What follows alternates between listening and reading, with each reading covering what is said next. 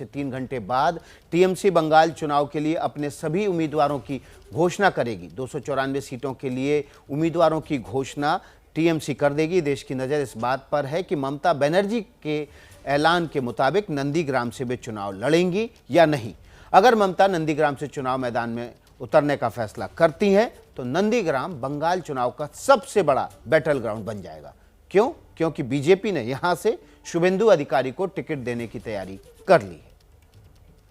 शुभेंदु अधिकारी, उनके भाई दिवेंदु अधिकारी, पश्चिम बंगाल की सियासत के ये दो चेहरे कभी ममता बनर्जी के सेनापति हुआ करते थे, लेकिन अब बीजेपी का दामन थाम चुके हैं। अब खबर ये है कि बीजेपी शुभेंदु अधिकारी को बंगाल के नंदीग्राम से चुनाव लड़ा सकती है और उनके भाई कांथी सीट से चुनाव लड़ सकते हैं। नंदीग्राम सीट क्यों अहम है, इसका अंदाजा आपको ममता बनर्जी के इस पुराने बयान से पता चल जाएगा। सीट एमनिते एटा जेनारेल सीट, काजेई कोनो असुविधा नेই, एमनकि आमी যদি নন্দীগ্রামে দাঁড়াই কেমন হয়।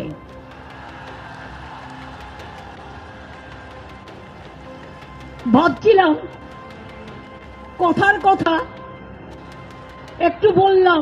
दरअसल नंदीग्राम शुभेंदु अधिकारी के राजनीतिक परिवार की कर्म भूमि रही है। कहा जाता है कि शुभेंदु अधिकारी ने नंदीग्राम आंदोलन की नींव रखी थी, जिससे ममता को सत्ता में पहुंचने में फायदा मिला। लेकिन अब शुभेंदु ममता से नाराज होकर बीजेपी ज्वाइन कर चुके हैं और कह रहे हैं कि नंदीग्राम से मैं चुनाव लड़ूं या नहीं, कमल खिला कर रहूंगा। আমি নন্দীগ্রামে মমতা বন্দ্যোপাধ্যায়কে হারাবো,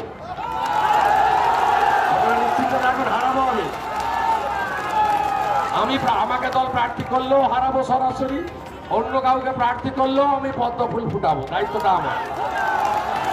शुभेंदु अधिकारी बीजेपी में टीएमसी के पूरे नेताओं की टीम के साथ शामिल हुए थे और अभी भी ममता के साथी छीनकर चोट पहुंचा रहे हैं।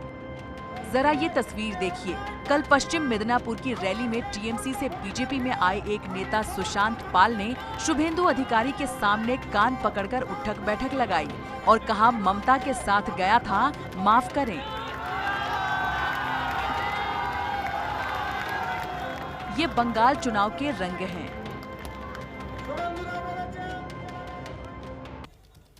देखिए, आज सबकी नज़र है ममता बनर्जी आखिर कहां से उनका कैंडिडेचर अनाउंस होता है, कहां से वो लड़ती, भवानीपुर अपनी परंपरागत सीट या नंदीग्राम से।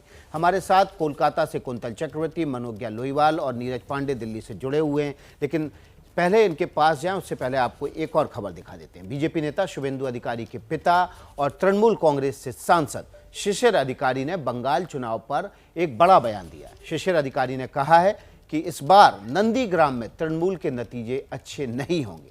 क्यों? क्योंकि टीएमसी के सामने एक तरफ शुभेंदु अधिकारी खड़े हैं और बेटे शुभेंदु के बीजेपी में जाने के बाद पूर्वी मेदिनीपुर जिले की कांथी से सांसद शिशिर अधिकारी ने पहली बार मुंह खोला है और ये बड़ा बयान दिया है। তোলাবাজ ভাইপো পাল্টা অভিষেক বন্দ্যোপাধ্যায় স্টেজ থেকে শুভেন্দু অধিকারীকে আক্রমণ করছেন। জন্মেছে এমন ছেলেরা বলছে, আপনি কি বলবেন, তার উত্তর কি দিবেন? এবং পরবর্তীকালে জানতে পেরেছে হয়তো শুভেন্দু জানতে পেরে আক্রমণ করছে, আমি কি করবো। বিষয় সেটা হচ্ছে মমতা বন্দ্যোপাধ্যায় ইতিমধ্যে ঘোষণা করেছেন যে তিনি নন্দীগ্রাম কেন্দ্র থেকে তিনি ভোটে প্রতিদ্বন্দ্বিতা করবেন। ভালো হবে না, খুব ভালো হবে না, আমি বললাম নিশ্চয়ই হবে না। तो देखिए, अब चुनाव के तारीखों, पहले चरण के चुनाव के लिए उम्मीदवारों की घोषणा आज से शुरू हो जाएगी। सबसे पहले टीएमसी, उसके बाद वाम दल और फिर बीजेपी की तरफ से भी घोषणा हो सकती है। हमारे साथ हमारे संवाददाता कोलकाता से मनोज्ञा लोईवाल, इसके अलावा कुंतल चक्रवर्ती भी कोलकाता से जुड़े हुए हैं और नीरज पांडे दिल्ली से जुड़े हुए हैं। सबसे पहले कोलकाता का रुख करते हैं, मनोज्ञा के पास चलते हैं। मनोज्ञा, ये जो नंदीग्राम का संग्राम है इस बार देखने को मिल सकता है, जैसा कि सूत्रों से खबर है कि एक ही सीट से ममता बनर्जी नंदीग्राम से ही लड़ सकती हैं। बिल्कुल, मुख्यमंत्री ममता बनर्जी अब तक अपनी बातों पर टिकी रही हैं और उनका रिस्क टेकिंग फैक्टर बड़ा गजब का है। यही वजह है कि इस बार वो नंदीग्राम से लड़ेंगी चुनाव, ये तो तय है, और अगर बैकआउट कर गई तो उससे बड़ी खबर हो जाएगी। सबसे पहली बात। दूसरी बात यह कि शुभेंदु अधिकारी पर लगभग मोहर लग चुकी है। बीजेपी ने तय कर लिया है कि वो शुभेंदु अधिकारी को ही चुनाव के मैदान में उतारेंगे नंदीग्राम से। ऐसे में पूर्व सेनापति और उनकी पूर्व मुखिया एक साथ जब आमने सामने होंगे तो ये मान लीजिए कि चेस का गेम जितना दिलचस्प होगा उससे ज्यादा होगी ये लड़ाई। एक के बाद एक जहां परिवर्तन की बयार के सवाल उठ रहे हैं तो वहीं खेला होवे जैसे स्लोगन, लेकिन इन सब के बीच में आज की चुनावी रणनीति जैसे ही ममता बनर्जी अपने उम्मीदवारों का नाम की घोषणा कर देंगी, उसके बाद जिन्हें टिकट नहीं मिलेगी वो कहां का रुख करेंगे, ये देखना दिलचस्प होगा। बिल्कुल, ये दिलचस्प होगा कि जिनको टिकट नहीं मिलेगी वो किस तरफ का रुख करेंगे। और जाहिर सी बात है, इस समय जिस तरह से टीएमसी के नेता छोड़ के पार्टी बीजेपी जा रहे हैं, इसका बीजेपी की तरफ भी वे रुख कर सकते हैं, जिसका लाभ बीजेपी को मिल सकता है। सीधे कुंतल के पास चलते हैं। कुंतल, जो चुनाव है वो पूरा एक मनोविज्ञान की तरह भी होता है। एक मनोवैज्ञानिक दबाव बनाने की सभी पार्टियां दूसरे दलों पर कोशिश करती हैं। नंदीग्राम के बहाने जो भी बैकआउट करेगा उस पर एक मनोवैज्ञानिक दबाव आ जाएगा, चाहे ममता बनर्जी करें या शुभेंदु अधिकारी।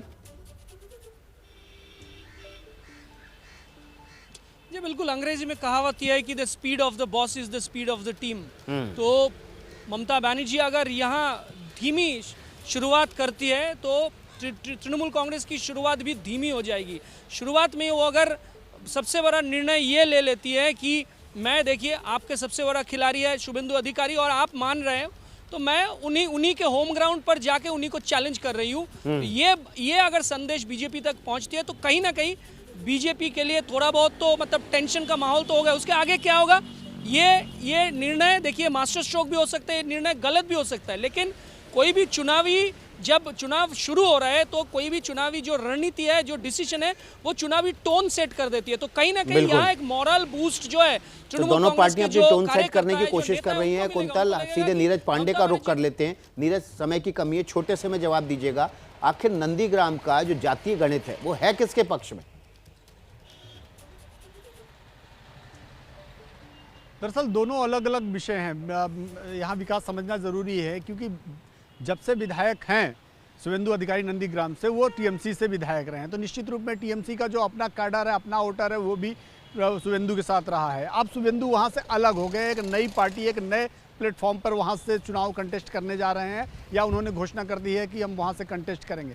ऐसे में दोनों पार्टियां, कोशिश ये होगी कि एक दूसरे को घेरा जाए। अगर ममता बनर्जी वहाँ से चुनाव लड़ती हैं तो निश्चित रूप में शुभेंदु अधिकारी को भी सिमटना पड़ेगा, जो शुभेंदु अधिकारी का मिदनापुर और आसपास के 4-5 जिलों में प्रभाव है।